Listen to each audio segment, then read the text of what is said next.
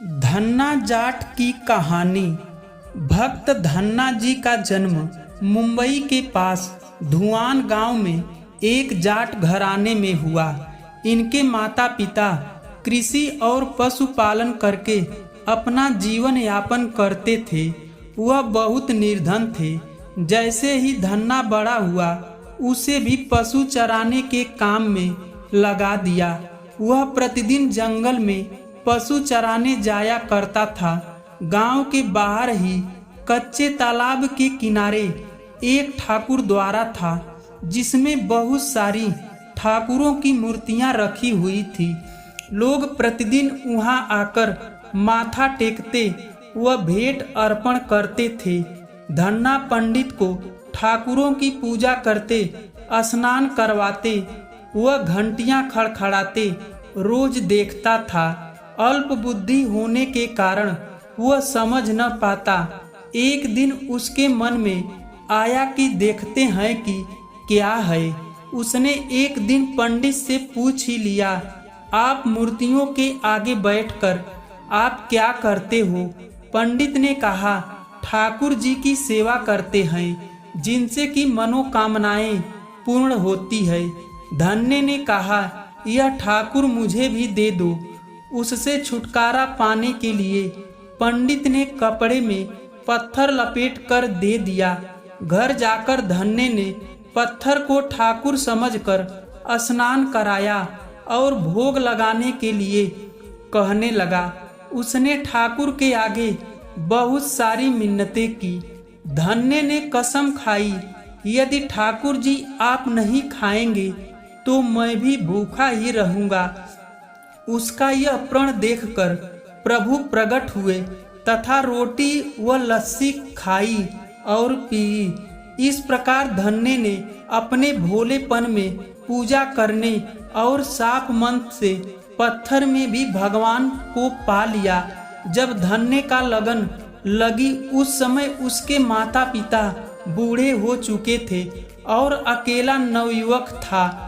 उसे ख्याल आया कि ठाकुर को पूजा से खुश करके यदि सब कुछ हासिल किया जा सकता है तो उसे अवश्य यही करना होगा, जिससे घर की गरीबी चली जाए तथा सुख आए।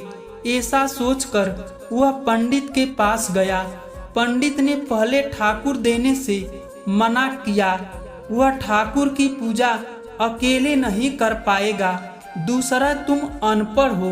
तीसरा, ठाकुर जी मंदिर के बिना कहीं नहीं रहते और न ही प्रसन्न होते, इसलिए तुम जिद मत करो और खेतों के संभाल कर रखो। ब्राह्मण का धर्म है पूजा पाठ करना, जाट का कार्य है अनाज पैदा करना। परंतु धन्ना टस से मस न हुआ। अपनी पिटाई के डर से पंडित ने जो शालिग्राम मंदिर में फालतू पड़ा था उठाकर धन्य को दे दिया और पूजा पाठ की विधि भी बता दी। पूरी रात धन्य को नींद न आई। वह पूरी रात सोचता रहा कि ठाकुर को कैसे प्रसन्न करेंगे, उनसे क्या मांगेगा। सुबह उठकर अपने नहाने के बाद ठाकुर को स्नान कराया। भक्ति भाव से बैठकर लस्सी, रिड़की व रोटी पकाई। उसने प्रार्थना की, हे प्रभु भोग लगाओ। मुझ गरीब के पास रोटी, लस्सी और मक्खन ही है और कुछ नहीं। जब और सब चीजें दोगे तब आपके आगे रखूंगा। वह बैठा ठाकुर जी को देखता रहा। तब पत्थर भोजन कैसे करे। पंडित तो भोग का बहाना लगाकर सारी सामग्री घर ले जाता था, पर भले बालक को इस बात का कहाँ ज्ञान था।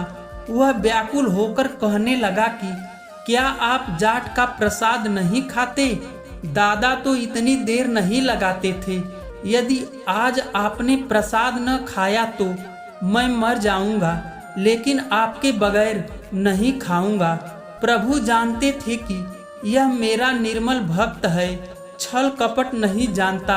अब तो प्रकट होना ही पड़ेगा। 1 घंटा और बीतने के बाद धन्ना क्या देखता है कि भगवान श्री कृष्ण रूप में रोटी मक्खन के साथ खा रहे हैं और लस्सी भी पी रहे हैं। भोजन खाकर प्रभु बोले, धन्य, जो इच्छा है मांग लो, मैं तुम पर प्रसन्न हूँ। धन्य ने हाथ जोड़कर विनती की, जो तुम्हारी भक्ति करते हैं तू उनके कार्य संवार देता है। मुझे गेहूँ, दाल व घी दीजिए, मैं बहुत खुश हो जाऊंगा। यदि जूता, कपड़े, 7 प्रकार के अनाज, गाय या भैंस, सवारी करने के लिए घोड़ी तथा घर की देखभाल करने के लिए सुंदर नारी मुझे दे। धन्य के यह वचन सुनकर प्रभु हंस पड़े और बोले, यह सब वस्तुएं तुम्हें मिल जाएगी। प्रभु बोले, कुछ अन्य मांगो। तब प्रभु, जब मैं भी आपको याद करूं, आप मुझे दर्शन दीजिए। यदि कोई जरूरत हुई तो बताऊंगा। तथास्तु, भगवान ने उत्तर दिया, हे प्रभु, धन्ना आज से आपका आजीवन सेवक हुआ। आपके अलावा किसी अन्य का नाम नहीं लूंगा। धन्ना खुशी से दीवाना हो गया। उसकी आंखें बंद हो गई। जब आंखें खोली तो प्रभु वहां नहीं थे। वह पत्थर का शालिग्राम वहां पड़ा था। उसने बर्तन में बचा हुआ प्रसाद खाया, जिससे उसे तीनों लोकों का ज्ञान हो गया। प्रभु के दर्शनों के कुछ दिन के पश्चात धन्य के घर सारी खुशियां आ गई। एक अच्छे अमीर घर में उसका विवाह हो गया।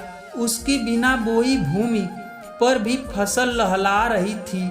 उसने जो भी प्रभु से मांगा था उसे सब मिल गया। किसी ने धन्य को कहा, चाहे प्रभु तुम पर प्रसन्न है, तुम्हें फिर भी गुरु धारण करना चाहिए। उसने स्वामी रामानंद जी का नाम बताया।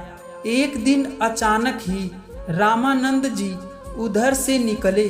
भक्त धन्य ने दिल से उनकी खूब सेवा की तथा दीक्षा की मांग की। रामानंद जी की विनती स्वीकार कर ली और दीक्षा देकर धन्य को अपना शिष्य बना लिया। धन्ना भगवान के नाम का सुमिरन करने लगा। धन्यवाद दोस्तों।